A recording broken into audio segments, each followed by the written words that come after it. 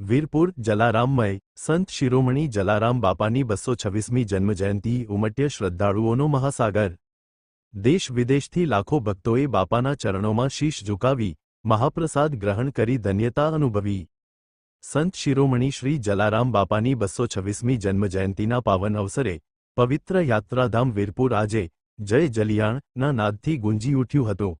વહેલી સવારથી જ ગુજરાત, ભારત સહિત દેશ વિદેશમાંથી લાખો શ્રદ્ધાળુઓનો અવિરત પ્રવાહ બાપાના દર્શનાર્થી ઉમટી પડ્યો હતો, જેના કારણે સમગ્ર નગરમાં ભક્તિમય માહોલ સર્જાયો હતો। આ પવિત્ર અવસરે વીરપુરના એક અગ્રણી ભાવિકે શ્રદ્ધા વ્યક્ત કરતા જણાવ્યું હતું કે ધન્ય ધન્ય ભૂમિ વીરપુરની જ્યાં સંત શ્રી જલિયાણ છે। આજે બાપાની 226મી જન્મજયંતિ નિમિત્તે જેમની મનોકામનાઓ બાપાએ પૂર્ણ કરી છે, તેવા લાખો દર્શનાર્થીઓ વીરપુર પધાર્યા છે। તેઓ બાપાને શીશ ઝુકાવી દર્શન કરી અને મહાપ્રસાદ લઈને ધન્યતા અનુભવી રહ્યા છે।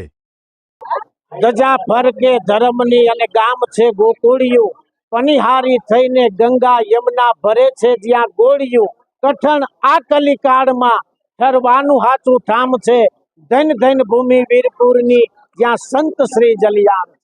લેવાનું કોઈ નામ નહીં, દેવાની હૈયે હામ છે, જગમાં અમર છે એ જોડલી માં વીરબાઈ ને જલિયાણ છે।